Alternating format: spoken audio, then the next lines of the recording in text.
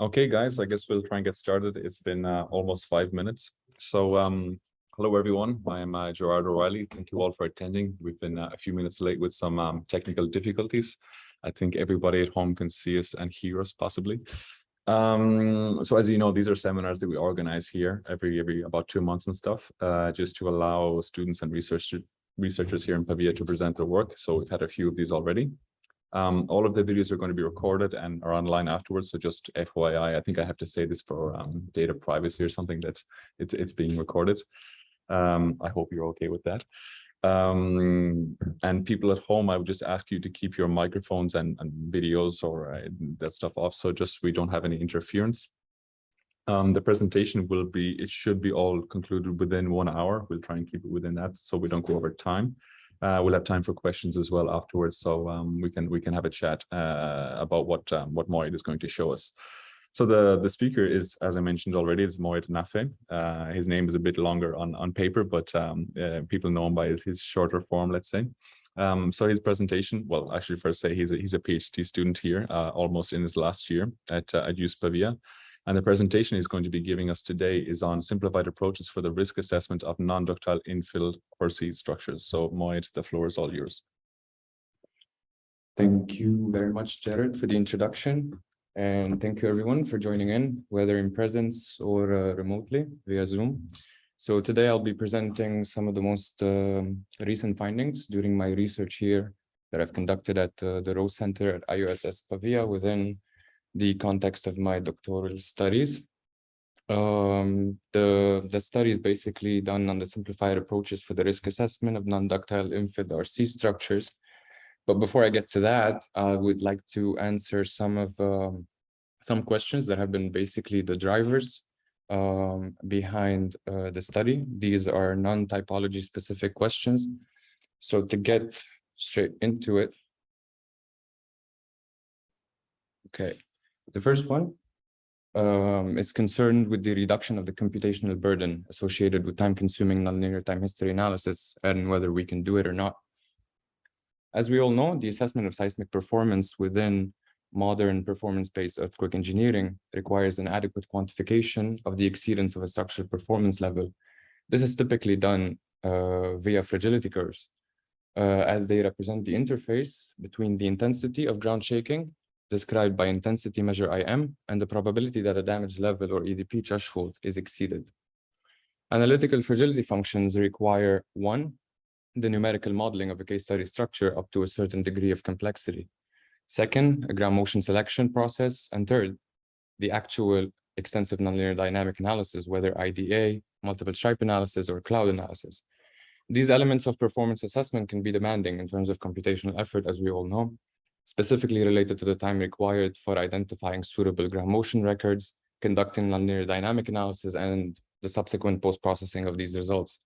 To overcome this, recent guidelines, such as those published by the National Research Council in Italy, have highlighted the possibility to utilize nonlinear static procedures as an alternative to time-extensive nonlinear dynamic analyses. For example, the most notable of such procedures can be the N2 method, implemented by Eurocode 8, or the displacement coefficient method. So moving on to the next question. This is related to the bias in the structural response due to the excessive scaling of ground motion records and how we are going to be able to eliminate that bias in nonlinear time history procedures such as IDA. To illustrate this potential influence of scaling factors and intensity measure choice on nonlinear demands, a simple assessment was conducted using a set of SDOFs. To this end, IDA was conducted up to collapse using a record set representative of the European context, and results in terms of collapse intensity were extracted for low, moderate, and high period of vibrations, and are presented in this figure. The scaling bias was quantified using the intensity residual epsilon. A high residual indicates that a higher than average intensity was required for a certain record, and vice versa. The objective is to look for a trend between the residuals and the scaling factor, which when compared in this figure, the choice of intensity measure was noted to exhibit a notable influence in addition to the period T. For example, when fitted with a simple linear regression, as we can see, The difference in trend slopes was found to be trivial at short periods, suggesting a low influence on the record scaling in the prediction of the collapse intensities for stiffer systems, let's say. However, this influence is more evident for a higher fundamental period. The slope corresponding to the spectral acceleration at the fundamental period cases increased notably, indicating that it becomes heavily influenced by the scaling factor, while the results in terms of the average spectral acceleration remain relatively stable. So moving on to the next question, in terms of risk. Do current risk classification schemes such as Sigma bonus adopted in Italy or percentage NBS in New Zealand communicate uniform risk estimates? And what are the metrics to be adopted for risk classification schemes of existing structures? For this sake, a case study application on code compliant and degrading SDOF system simulating non-compliant existing structures highlighted the non-uniformity of loading-based quantities adopted in risk classification guidelines, like Sigma bonus in Italy, or again, percentage NBS in New Zealand. There are difficulties in accurately and robustly conveying seismic risk for structures of different vibration periods and lateral strength was illustrated in this comparative scenario, where equivalent actual risk can be found across different risk classes. For example, here, the seismic risk class of each single degree of freedom oscillator was determined according to the Sigma bonus framework, where A to F designate the risk classes, and these risk classes were determined based on the SILS index, determined as the ratio of the demand PGA at a return period of 475 years to the equivalent PGA capacity of the SDOF system. These observations, through a vertical comparison, we can see that for code compliant structures, non-equal seismic risk is communicated, while a horizontal comparison of the results show that a risk class F and risk class A, for a risk estimate for risk class A and risk class F can be obtained just as well by adopting the loading-based quantities. These observations emphasize that more effort should be made to express seismic risk via methodologies that better represent demand and capacity while still offering an acceptable trade-off between simplicity and accuracy. For example, speaking of a trade-off between accuracy and computational effort, SPO2 IRA has been shown to be a suitable nonlinear static procedure for the characterization of the seismic response, as it requires just the results of a static pushover analysis, and dynamic capacity of the structure is estimated empirically. Applying this tool to the same SDOF oscillators that we just examined gives the results shown here in terms of the median intensity and the associated risk. The median intensity is computed based on an arbitrary ductility threshold that we have defined, and comparing the output of extensive analysis, which was previously described in the previous figure, SPO2 IRA shows a very good agreement in both the median intensity and the associated risk. So this case study application has two main conclusions. One, that loading-based quantities such as the SI index adopted by Sigma bonus is not consistent in conveying risk estimates, despite their ease of applicability for some users. And two, that simplified tools based on nonlinear static analysis can offer a competitive solution with very low computational costs. So the first effort that was made during these 3 years was the development of a database for Inflrc archetype building numerical models. This is done in the aim of assessing the seismic performance that generally requires analysis performed on building models widely considered representative of the building class under scrutiny, generally referred to as archetypes. Archetype building models are implemented within a PBE framework to provide further contribution and validation to existing fragility and vulnerability components and to consequently comprehensive loss and risk assessment. The first step to be made when identifying a representative set of archetype buildings is the identification of a design space. Archetype configuration should be conceived and modeled based on key design features. These design variables must be sufficiently broad to satisfy the feasible range of design requirements. To this end, for Italian structures representative of the Southern Mediterranean context just as well, 3 time periods were identified. The pre-1970s, as in before the introduction of modern seismic provisions in Italy, buildings were mainly designed to resist gravity loads with no considerations to ductile detailing whatsoever. These buildings were mainly designed using the Royal Decree in Italy of 2229/39 with complementary references, utilizing the allowable stress method in design. Design features of these gravity load buildings include frames spanning in one direction, smooth rebars and concrete with respectively low yield and compressive strength, poor transverse detailing and low shear reinforcement ratios, inadequate detailing of beam column joints. Then the period between the mid-1970s and the 1980s witnessed the implementation of the equivalent lateral force method. This method requires a seismic coefficient defined usually around 7 to 10%, and the design approach was coupled with the allowable stress method for the dimensioning and detailing of structural members. Features of this substandard design include frames spanning in one or both directions, deformed rebars with moderate yield strength, concrete with moderate compressive strength, and yet still no considerations for ductile detailing whatsoever.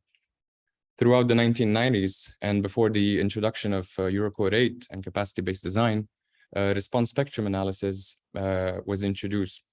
This method, known to most, is a linear elastic approach to calculate the modal or peak responses and was adopted for the design and sizing of the members. Construction features of this high seismic design, let's say, approach include frames spanning in both directions, the introduction of deformed rebars with high yield strength, concrete with high compressive strength, and yet still no mandatory capacity-based design or seismic detailing. In addition to the identification of key design features, the characterization of a building class depends on the definition of key architectural features, such as span distribution, compartmentalization of the living space, type of occupancy, and designation of story heights must be accounted for. To this end, the information incorporated here and further information can be extracted from the Italian National Institute of Statistics or ISTAT's housing database. Characteristics such as story height and floor space area per dwelling are reported in the figures shown here. These values are combined with the findings of most Italian-based studies regarding the expected length and geometrical characteristics representative of typical Italian structure.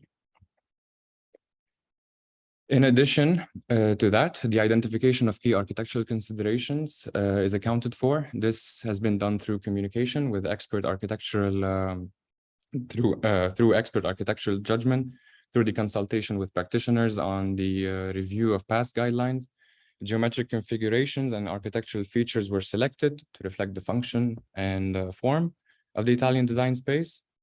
For example, narrow hallways and corridors and dwellings, generally 150 centimeter wide, adjacent kitchens and bathrooms, plumbing fixtures installed based on optimized space allocation, adequate separation of the day and night living spaces, windows with widths and multiples of 45 and 60 centimeters, staircase width and landing depth, double leaf masonry infills for thermal and acoustic insulation, infill panels for perimeter walls of the facade, infill panels for the separation of dwellings and encasing of the staircase, and dimensioning of single leaf, certain dimension of single leaf masonry infills for internal partitioning.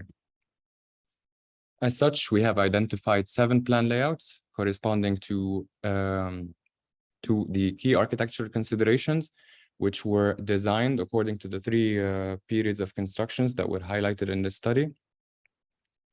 And as for the numerical modeling of archetype buildings, this has been done fully using a lump plasticity approach in OpenSeas, where a proposed beam column element consisting of a lumped hinge beam element to describe the flexural behavior of the member, together in series with an aggregated shear hinge that allows for the uncoupled shear response of the member to be accounted for.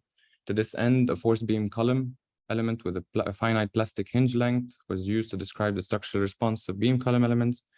The latter elements are then coupled with zero length elements at the plastic hinge location, utilizing a pinching 4 hysteretic material model, which was calibrated empirically based on past experimental observations. For the modeling of beam column joints, the interior and exterior beam column joints were characterized with poor detailing, as we've defined them earlier, and smooth bars with end hooks. And the modeling approach was done using zero length element, making use of a hysteretic model in OpenSeas to capture both flexural and axial behavior, together with a series of rigid links, offsets, and lumped rotational spring representing the shear deformation of the joint region. Principal tensile stress limits for the definition of the joint behavior were considered, and these limit states were determined through experimental observation expressed as a function of the concrete tensile strength. For the modeling of Wim Fails, the in-plane behavior was solely modeled using the equivalent strut approach, where compression-only single and double strut models were used. The choice of single and double strut models is mainly dependent on the user himself. The choice of a double strut model was considered for the interaction of the masonry infill with the surrounding frame, or the short column effect, where additional shear forces are induced, causing a brittle failure mechanism in the column. Further improvements to the masonry infill modeling will foresee the inclusion of an in-plane, out-of-plane interaction model. As such, following the definition of a plan layout, the design of the plan layouts, we've identified almost 315 representative archetype three-dimensional models that were built in OpenSeas. However, a further effort will be made to shift the syntax to OpenSea's PY. These typologies include bare, infilled, and pylorus RC buildings. I know that I've mainly mentioned the infill typology, yet through a simple flag options, users can are able to obtain bare and pilotis buildings easily.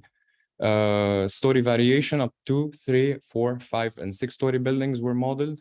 And the repository that is linked in this slide contain also master files for running static and cyclic pushover analysis, incremental dynamic analysis, and multiple stripe analysis at 3 different locations. Moving on to the assessment, to the seismic assessment of infilled RC buildings, which is mainly the vulnerability component. For this sake, a response estimation tool was developed.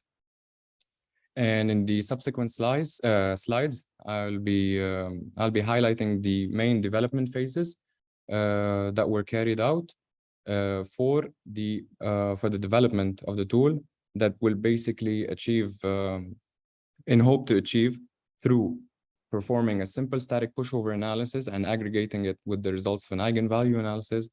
The dynamic capacities can then be interpolated empirically.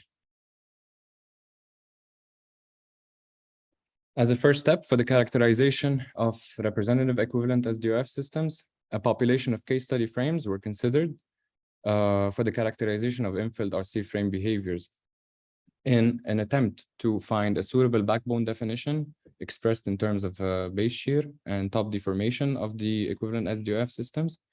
Then correlation controlled Latin hypercube sampling, or CLHS, was considered for the generation of these random variables, while still accounting for a correlation between the random variables that were considered for the backbone definition.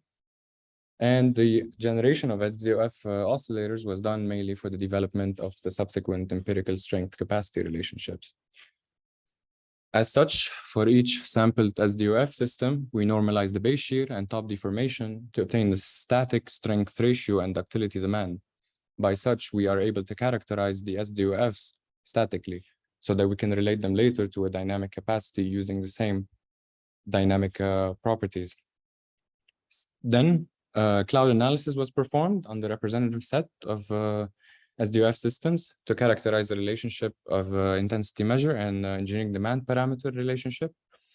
To this end, we've selected a suitable set of unscaled ground motions to develop demand intensity models. This was done in a stratified manner to cover the entire range of structural response, or EDP, where magnitude distance bins were defined and N records were selected.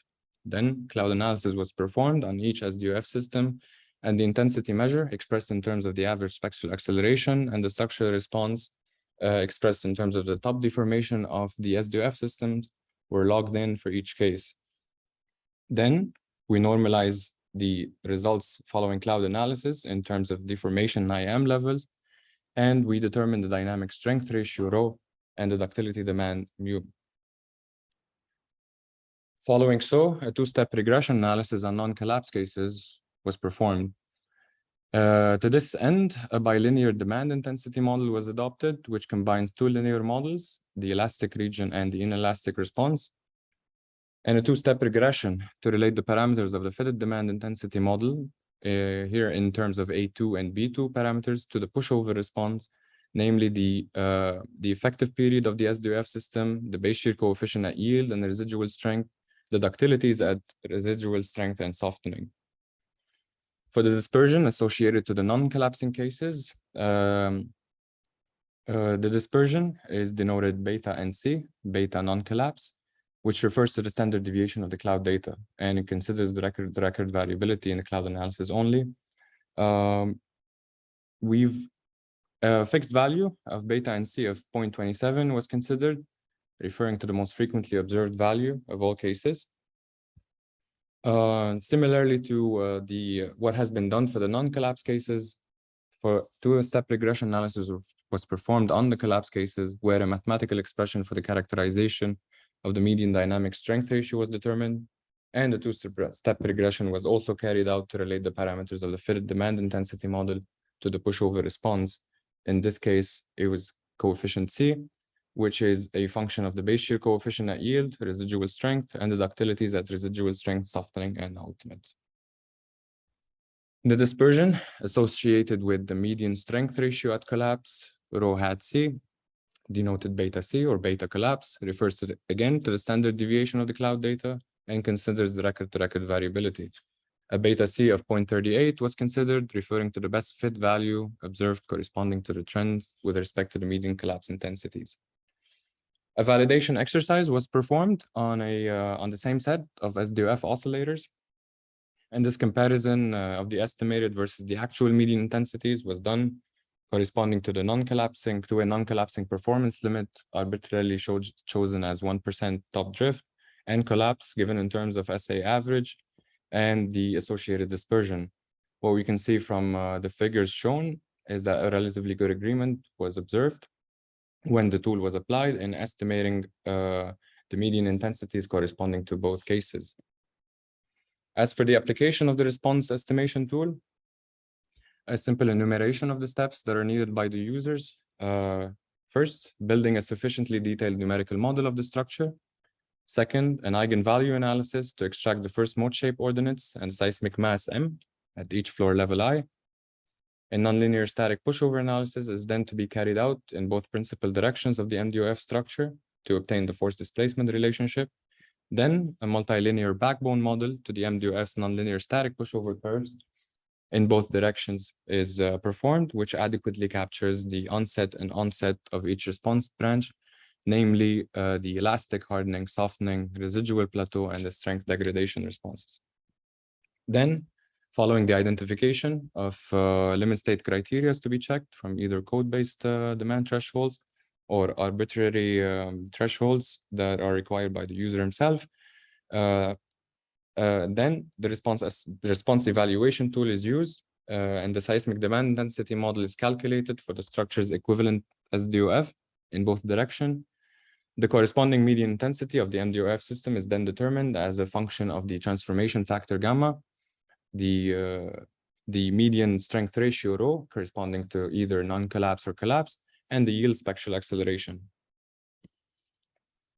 As an example application, a two-story gravity load design building was considered, where the allowable stress method was carried out for the design of structural members, column section of 20 by 20 centimeters, reinforcement ratio of 0.89%, drop beam sections of 50 by 30 with longitudinal reinforcement ratio between 0.21 and 0.31%, transverse reinforcement using 5/6 rebars spaced at 150 to 200 millimeters were considered, and a concrete allowable stress of 5 megapascal and steel allowable stress of 140 megapascal was considered. Then a nonlinear static pushover was carried out to characterize the lateral capacity of the structure in both principal directions. These figures show the base shear and the roof displacement and the multilinear fits that were used within the tool to compute the equivalent SDOF properties. An eigenvalue analysis was carried out just as well to identify the masses at each story, the first mode shape corresponding to each floor, the effective mass M star, transformation factor gamma, the effective period of the equivalent SDOF systems, and the yield spectral acceleration. By integrating both nonlinear static pushover curves with the results of eigenvalue analysis and having them as input for the response estimation tool, the demand capacity curves shown to the left were obtained, illustrating the median responses and the quantiles corresponding to the 16th and 84th percentiles, and highlighting the estimated average spectral acceleration as against the roof displacement of the M2F system. Vertical lines on the figures to your left correspond to the limit state thresholds, while the figure to your right shows the fragility curves that were obtained corresponding to the two arbitrary limit states considered for this case study for this example application, and the collapse limit state, where solid and dashed lines denote the X and Y directions, respectively. A simple calculation is highlighted here, where the median capacities corresponding to the two limit states in terms of the average spectral acceleration was shown. And just as well, the median collapse intensity corresponding to the two principal directions were highlighted. Again, these median intensities were obtained using the median strength ratios, rho, whether non-collapse or collapse, the yield spectral acceleration of the equivalent SDOF system, and the transformation factor corresponding to the principal direction of choice. A further validation of these results was conducted on a larger set of case study building population. In these two figures, I'm trying to show a comparison of the median collapse intensities obtained from traditional analyses, such as multiple stripe analyses, considering the case study sites of L'Aquila and Napoli, representing a medium and high seismicity, and the results obtained through and the estimated intensities from the response evaluation tool. And as anticipated, we recognize a relatively good agreement between the results of extensive analysis, such as MSA, and those obtained from the response estimation tool. In conclusion, I would like to skip the first two for conciseness. The capability of this tool in accurately quantifying the collapse capacity and non-collapse associated limit states renders it a potential improvement to be implemented in risk classification guidelines as opposed to loading-based quantities, such as Sisma bonus in Italy, specifically for the case of the Inflrc typology. The tool is available for download in spreadsheet format on the following GitHub repository. For the assessment, for the simplified risk assessment, for what concerns the simplified seismic risk estimation of infilled RC frame buildings for code-based application, a relatively fast and simple method denoted PB risk for the seismic risk estimation was developed. It integrates robust mathematical expressions and statistical models for the characterization of both hazard and vulnerability components, and an intensity-based closed-form solution that was adapted by SAC and FEMA, developed by Van Vatsikos 2013 as a solution to the risk integral for the derivation of risk, always expressed in terms of the mean annual frequency of exceedance, was adopted. For the hazard component, PSHA, or probabilistic seismic hazard assessment, is expected to be carried out at the location of interest where mean hazard curves should be obtained. Then the mean hazard curves are fitted with a second order polynomial, and the following coefficients, K0, K1, and K2, are expected from equation 1, where H of S is the hazard function, S is a given intensity measure, K0, K1, K2 describe the curvature and amplitude of the hazard curve fit. For the vulnerability component, I'm going to avoid the redundancy, and this should be done by adopting the tool that was previously described in earlier sections. And then by integrating both hazard and vulnerability, seismic risk can be evaluated using the SAC-FEMA solution, where lambda LS corresponds to the mean annual frequency of exceeding a particular limit state. Beta corresponds to the record-to-record variability, where beta of 0.27 is considered for non-collapse, beta of 0.38 for the collapse limit states.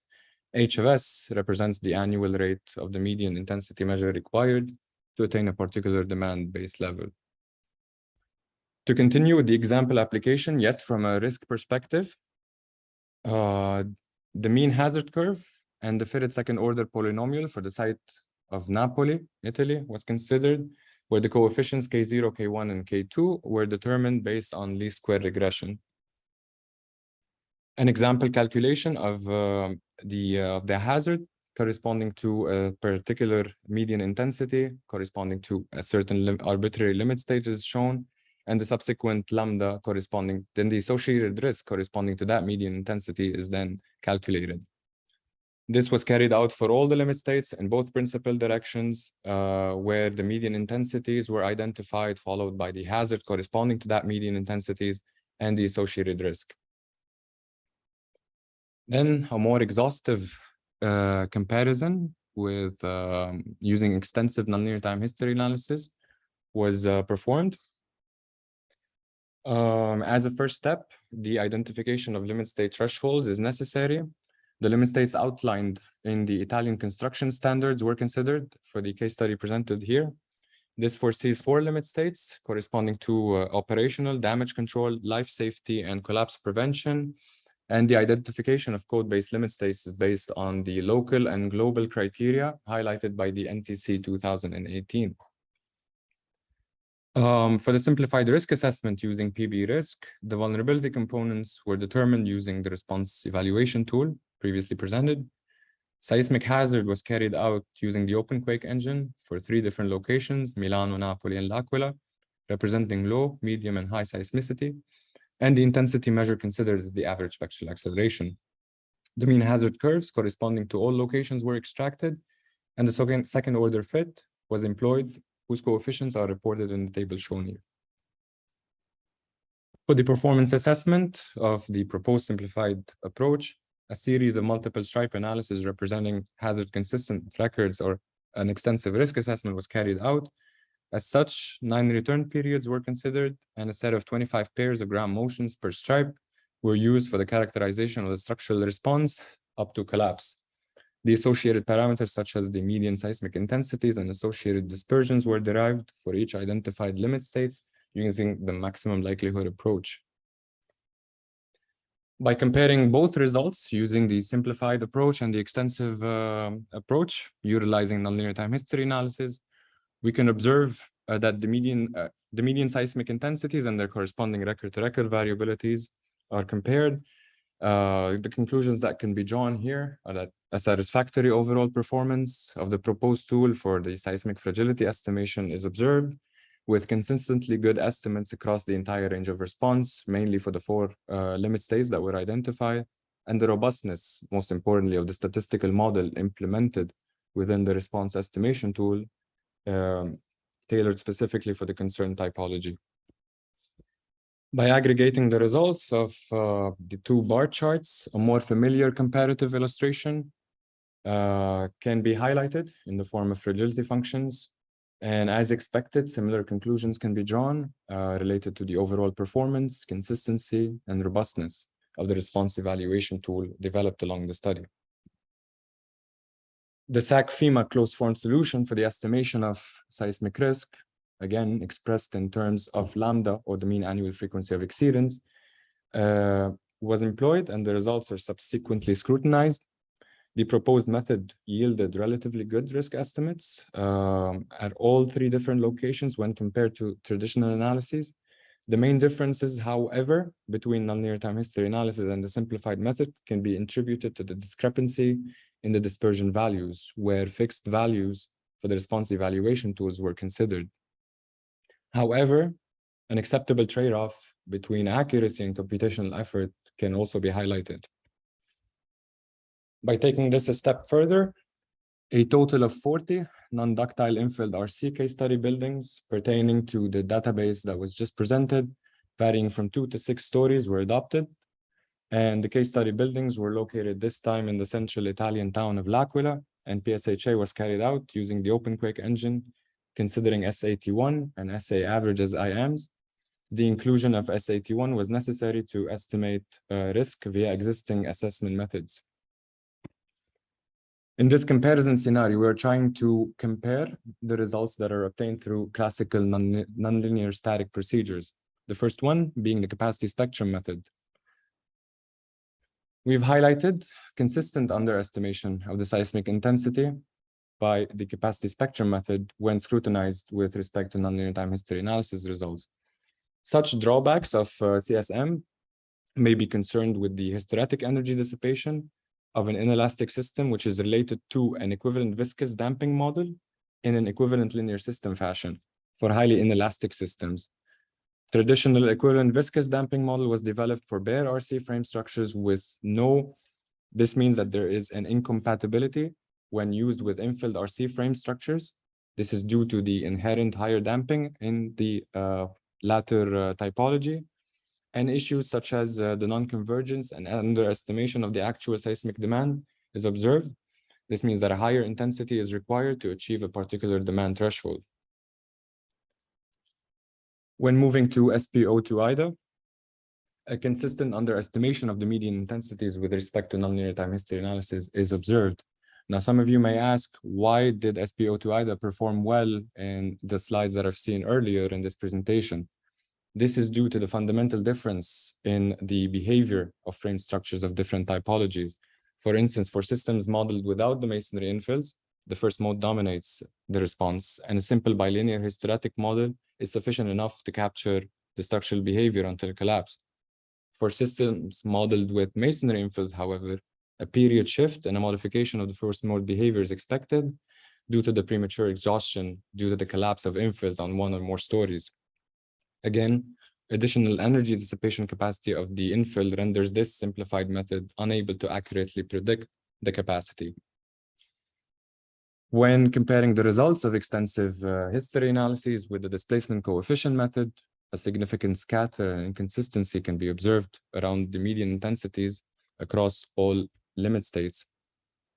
The drawbacks of DCM, or displacement coefficient method, is that the fact that it relies on several coefficients to account for the general characteristics of the structural typology, but not necessarily the specific structural behavior. Coefficients such as the expected displacement ratio for a bilinear SDOF systems, effects of the pinching in-load deformation relationships due to stiffness and strength degradation, second-order geometric nonlinearities are again general characteristics of the structural type, but not the specific structural behavior. Coefficients of DCM were calibrated also with a single degree of freedom systems with non-evolutionary hysteretic relationships. And the FEMA guidelines themselves highlight potential errors for systems with a fundamental period of under 0.4 seconds, which is the case for most infilled RC frame typologies that were examined in this comparative scenario. When comparing the N2 method with the results of nonlinear time history analysis, a relatively good match and low scatter at lower LS comparing to considering SLO, the operational limit state and the damage control limit state were observed, and an underestimation at higher limit states was seen. The drawbacks of N2 methods include the limitations of the RMUT relationships, the choice of intensity measure, where the authors have used the spectral acceleration as a suitable intensity measure to relate the dynamic capacities to the static response of the structure, the range of parameters defining the idealized pushover curves that were adopted by in the N2 method, and in the median and long period range, some assumptions that were made are valid, such as this concern with the equal displacement rule, and that the reduction factor is relatively constant for different sets of accelerogram. However, in the short period range, the sensitivity of inelastic displacement to changes of structural parameters is greater, and therefore these estimates will be inaccurate. Now, when comparing PB risk, the proposed method, a relatively good match and low scatter across all limit states is observed. To highlight the benefits of PB risk, to name a few, the adequate characterization of the structural response using a representative infilled RC SDOF oscillators as the background entity for the calibration of the tool, the use of the average spectral acceleration as opposed to other intensity measures such as SAT1 or PGA, which account for the period elongation effects and reduces the record-to-record variability, and the reduction of bias influencing the structural response due to the scaling of ground motions with the adoption of cloud analysis. When regarding risk-based metrics, the estimates of existing nonlinear static procedures exhibited similar conservativeness with an overestimation of seismic risk. However, PB risk demonstrated consistent results and a higher correlation to the same benchmark values. Now, some practitioners may prefer conservativeness, which may appeal to some in carrying out design and assessment studies where safety margins are necessary. However, within a broader financial loss assessment setting, the proposed method has been shown to offer more reliable results. Now, the current, what has been performed currently is the development of a simplified approach for the loss assessment of existing structures using generic story loss functions. The proposed approach utilizes a generic set of story loss functions for the estimation of economic losses that were tailored for the infilled RC buildings. This required the demand-based calibration of the expected loss ratios, which is usually expected in story loss functions, and the consideration of typical damageable inventory. For example, drift-sensitive and acceleration-sensitive structural and non-structural components were considered. The consideration of different typical story typologies, such as infilled ground floors, open ground floors, typical infilled floors, which are usually from a second to higher floors, and roof floor levels are considered. As per the calibration of the simplified approach, the tool that was developed by Shahnazarian et al.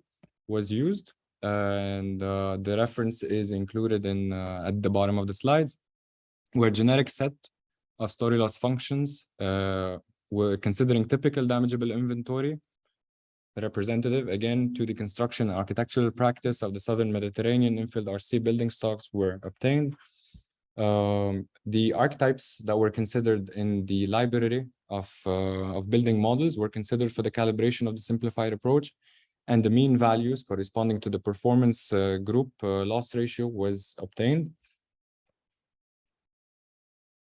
For the application of the proposed approach, at each story, the determination of the demands corresponding to the limit state of interest using the response evaluation tools are obtained.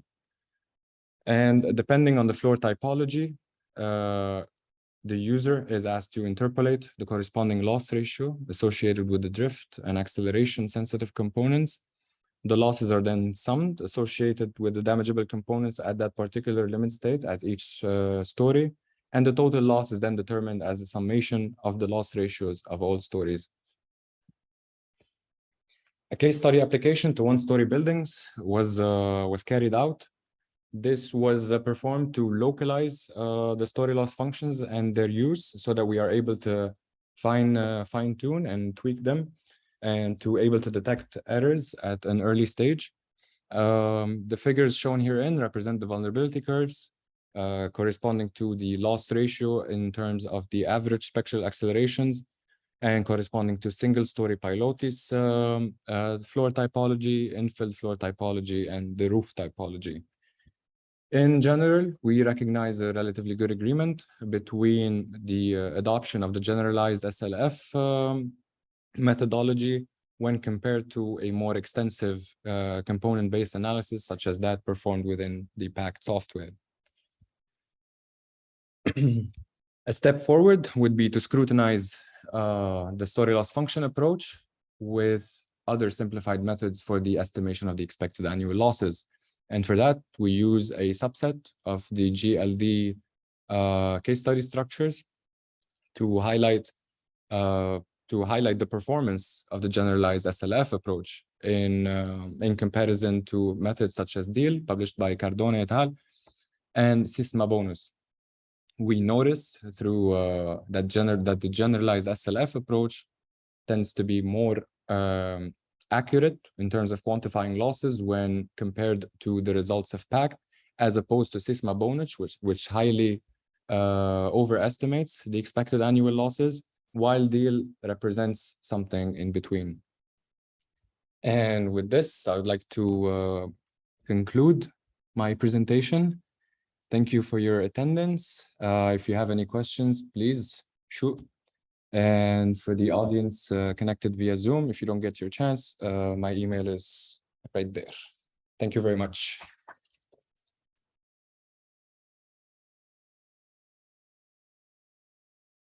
Okay, so thank you very much, Mouayed. A very interesting presentation. You caught me by surprise. You didn't have a conclusion slide. So do we have any questions from the audience or online? Can't see the chat. I do have a question. Yes. Hi, Mouayed. Thank you for your presentation. I'd like to ask something though about the first part of the slides, which is about the way you idealized the pushover curve into like trilinear segments, something like that. Were you using the concept of equivalent energy to do this, or is just like a simple regression? Do you have any slide number in? When you talked about the previous part of your work, the steps basically to implement the simplified tool you developed. Okay, so let's consider this one. Exactly. I don't think they can hear. Repeat. They cannot hear. Should I ask for So the question essentially from Karim, hi Karim, was about essentially the simplification of the pushover curve here and the approach that Mouayed is using for that, more or less. So the idealization of the pushover curve was performed. So for instance, for each onset and end of the response branch, we've identified the a capacity point corresponding to that. So for the elastic, you carry out with the initial stiffness that was seen, and then an intersection with the peak is to be determined, and that's how you define the first point basically of your idealization. So basically it's a graphical method, so it depends on the user itself. It's not highly sensitive, so that there are no errors that should be foreseen. And yeah, it's not based on energy principles or just a graphical illustration. Yeah, okay. So because sometimes when the infills are not that strong, if they are like thin or they have large openings, their contribution wouldn't look like that, like the figures that you're displaying. So this would be fine as well, regardless of what type of idealization I'm doing. Yes.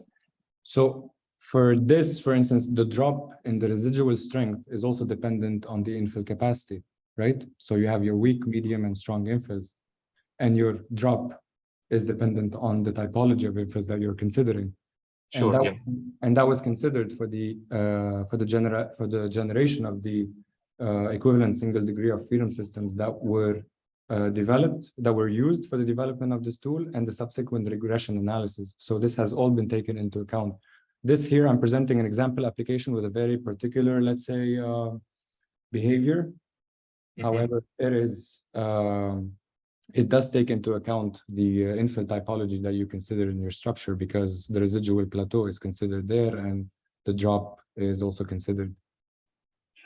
Yeah, okay. Thank you very much. Any more questions? Gabriele was first.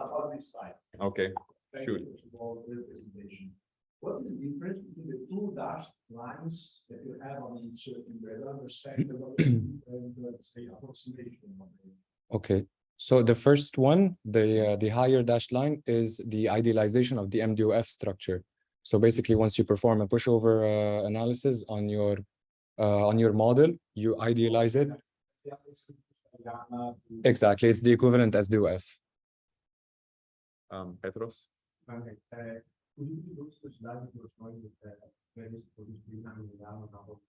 Sure. Okay. This one? Yes, so this is the same video, right? Yes. If I'm not mistaken, for Milano, it must be like slightly higher. Oh, at least for the first No, if you check the scales of the diagrams, they're not equal. Okay. Yes, so yeah, obviously it's not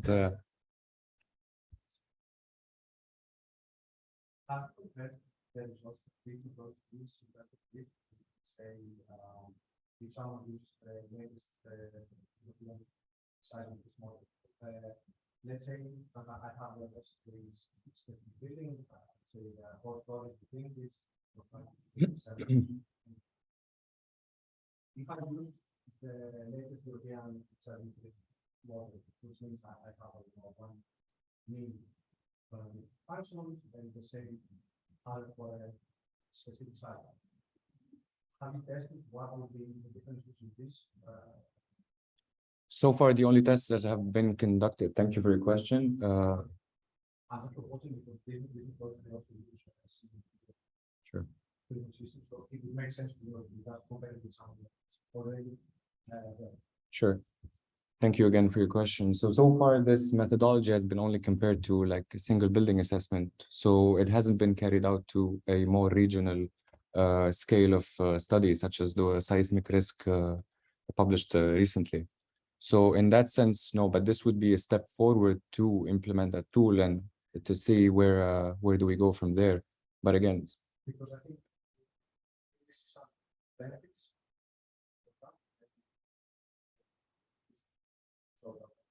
I believe not the most beneficial part of the study, but is the modeling of the equivalent single degree of freedom system for the infill typology, because we've characterized, as I mentioned, through initially as I mentioned here initially, we did develop a model for the SDOF systems that account for the damage that is expected in this particular typology, which can be used associated with a single degree of freedom system to model the regional risks and losses. Yes. Cheers. Please, Enes.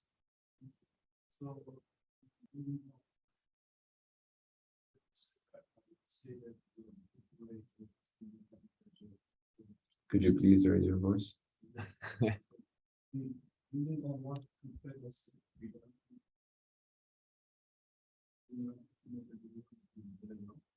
think the good indication of the use of the model is lots of scenarios because for the data and understand kind of good and damage the data. So that would be good to justify to see where you are.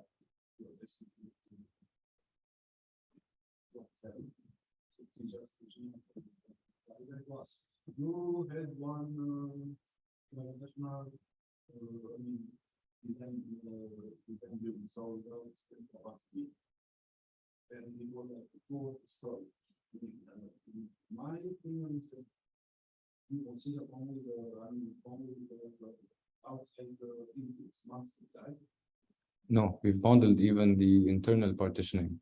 So all infills with multiple infill typologies, as I mentioned, through the architectural considerations were determined.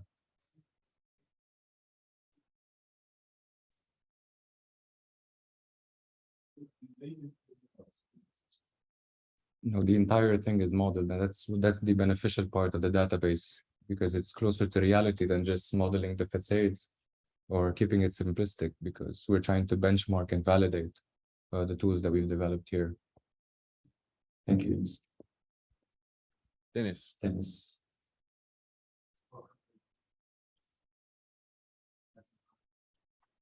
Cheers. So I just wanted to ask you, so there is a school of thought thinking about like the detail and the detail considered. So that's slicing involved. The reinforced concrete detailing part is quite important in terms of system structure. But there are also some thoughts that maybe their effects can be, let's say, not. If you think about risk assessment level, their effects are not, let's say, so detrimental. So, do you have any idea? Can you consider what would be the effect of considering the detailing of the frame, detailing of the infills? Do you think that would be more? So thank you for your question. So the detailing of a structure dictates what? It doesn't dictate your hazard, but it dictates your vulnerability component. If you build a structure with a detrimental effect, such as low considerations or no ductile capacity considerations, you will be increasing that vulnerability as opposed to those which were developed, which were designed using most recent code provisions, right? So in that sense, you are altering the risk in conclusion. Is it? Yeah. Yes. No, but my question is like at the end, when you use a simplified model, do you think that would create a big difference, or you would, because of, let's say, range of everyone else, you end up in a similar position when you just consider the similar position? We should be considering the detailing of the structure in your as simplified as it is. You're still trying to capture the global behavior of the structure, which is dictated by many components in the building, such as the low levels of detailing or high levels of detailing. And the simplified method that you are aiming to develop should be as accurate as possible to convey these changes in structural typology, so that at the end you achieve a good risk estimate. And this is what we're trying to do with the creation of the database, for instance, for the validation of the database and the validation of the subsequent simplified tools that were used here. So yes, the simplified approach should consider all of that. I will just add one thing to Dennis's comments. So the problems that you're mentioning, say, for example, the lap splices and other kinds of issues you can have, like shear failures and so on.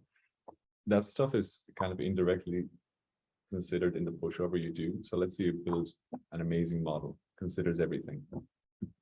The output of that is what you feed into what Mouayed is presenting here. If you build let's say, a bad model that doesn't consider all the problems that you see in buildings after earthquakes and so on, garbage in, garbage out. So it really depends on the user to build a good model and just do a pushover analysis of that, not have to spend a lot of time, let's say, doing dynamic analysis and that kind of stuff. So it's let's say that kind of stuff is on the user side to consider those defects. Just to add that. There was a comment, I think, from Petros, but I'm not sure.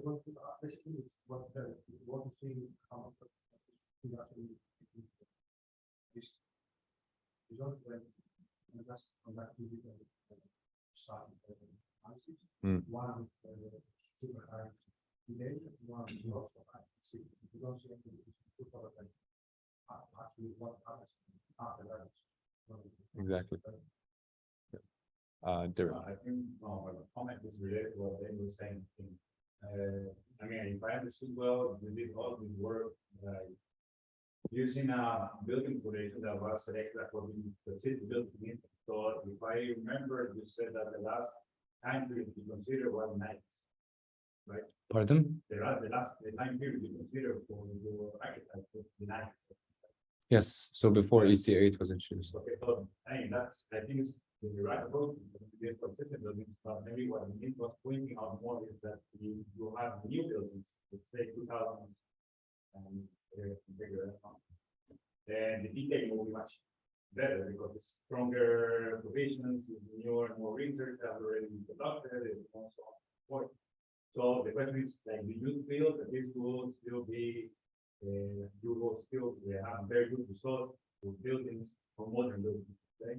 Or do you feel that the project calculation will be from that if you want to build for such a place? Okay. So there are two aspects to this study. The database ends with the buildings that were designed throughout the 90s. So response spectrum analysis before EC8 or capacity design. Yet the tool was developed on the calibration of backbone parameters, which are more representative of the Inflrc typology. Now we've tested this out for gravity load design building, substandard design building, and HSDs, the ones in the 90s. But the modern provisions were not foreseen for that kind of study. So I'm not gonna either confirm nor deny the fact that the tool is robust enough to capture a modernly detailed structure. So it hasn't been tested out yet for those particular ones following the introduction of ECA and capacity design.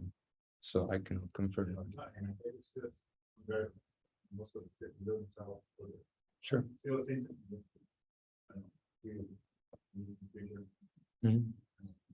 Thank you for this suggestion. There's one thing that just to add to what Mouayed was saying, and also on your commentary.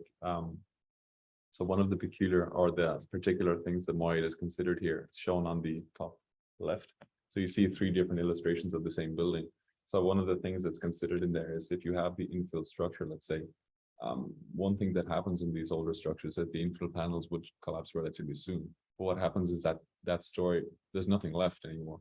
He's kindly drawn in a collapsed down set of infill panels, but you still have a frame left, right? So the system that he's modeling tries to consider that. Whereas if you go to a new structure, maybe they don't collapse so easily.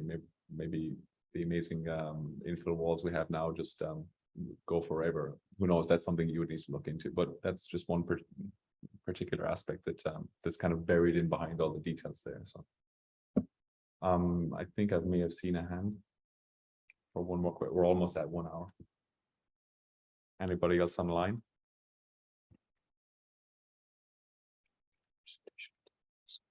Oh yes, sorry, just to answer the comment that was on the chat. Yes, the presentation will be available online.